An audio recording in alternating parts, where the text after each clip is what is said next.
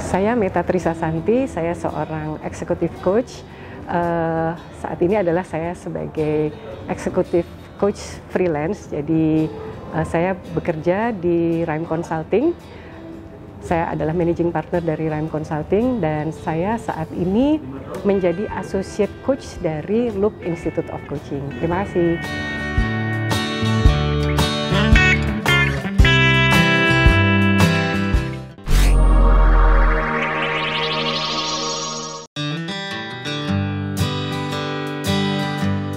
Baik, terima kasih Mbak.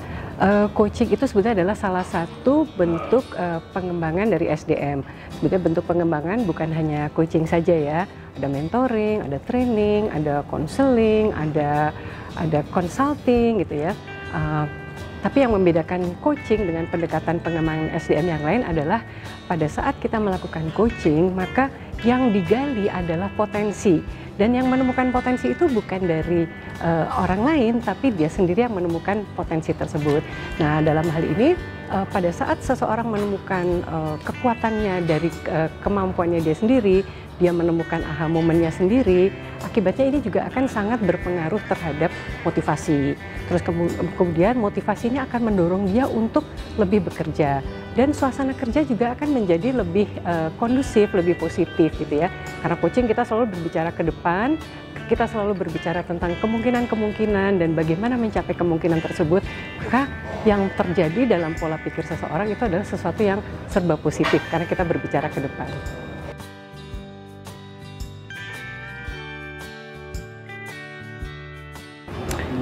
Untuk menjadi seorang coach diperlukan adanya kompetensi. Jadi percakapan coaching itu adalah sebuah percakapan yang terukur dan terstruktur.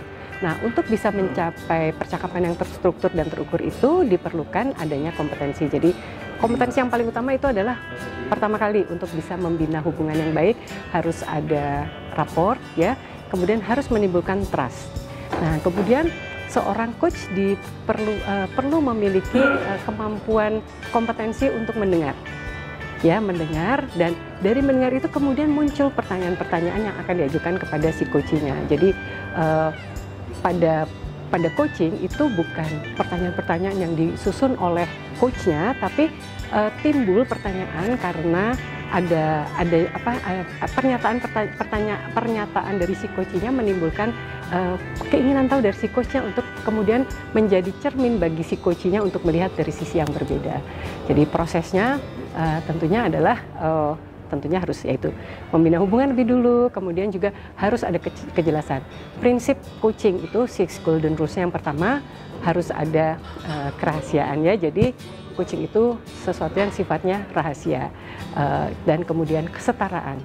Pada saat kita berbicara seperti ini, saya dan kakak adalah sama. Jadi kita sama-sama individu yang utuh. Pada saat kita berbicara tentang coaching, kita berbicara tentang coaching kita sebagai seorang individu yang utuh. Dia bukan yang di dalam kepala kita, oh ini orang biang kerok, misalnya troublemaker dan sebagainya, tapi kita berbicara kepada dia seorang yang utuh yang memiliki potensi-potensi dan intensi kita untuk membangun dan mengembangkan coaching kita.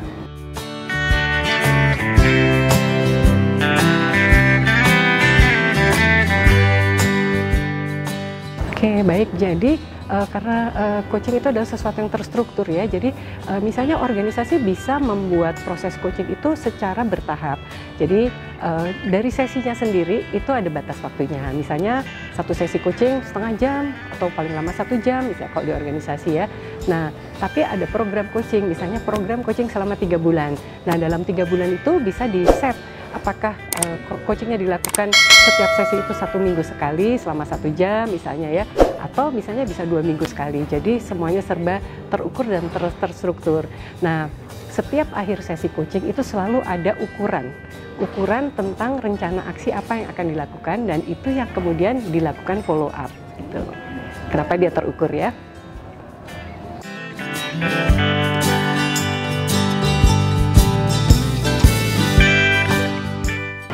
Ada 2 macam coaching ya. Yang pertama individual coaching, one on one seperti ini ya, saya dengan Mbak gitu ya, misalnya dengan kakak kita melakukan coaching. Tapi ada juga dengan namanya team coaching. Jadi coaching dilakukan untuk tim di dalam tempat kerja. Jadi misalnya divisi HR misalnya, coach melakukan coaching untuk timnya.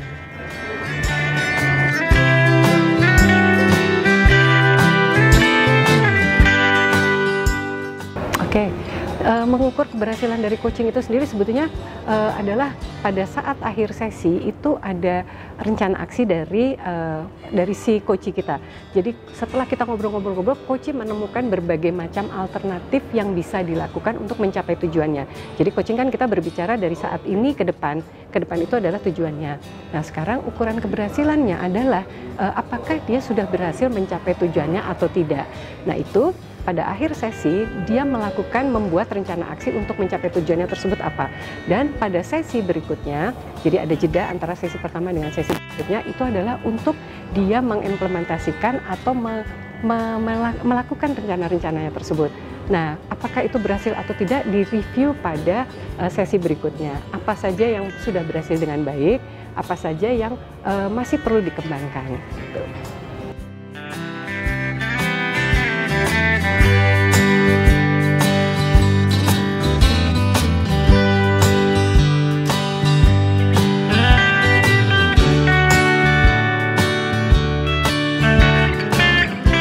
Baik, pada akhir sesi coaching ditanyakan komitmennya untuk melakukan rencana aksinya tersebut. Nah, bisa jadi kegagalan atas rencana yang sudah dia komitkan itu tidak terjadi karena berbagai hal. Ada hal-hal yang berasal dari dalam dirinya sendiri. Itu bisa dilakukan coaching ulang untuk mengatasi hal-hal yang menghambat dalam dirinya sendiri. Tapi bisa juga kegagalan itu karena faktor eksternal yang tidak bisa dia kontrol, jadi berada di luar kontrolnya dia. Nah itu tentunya perlu bantuan dari manajemen atau dari organisasi untuk mengatasi hal tersebut.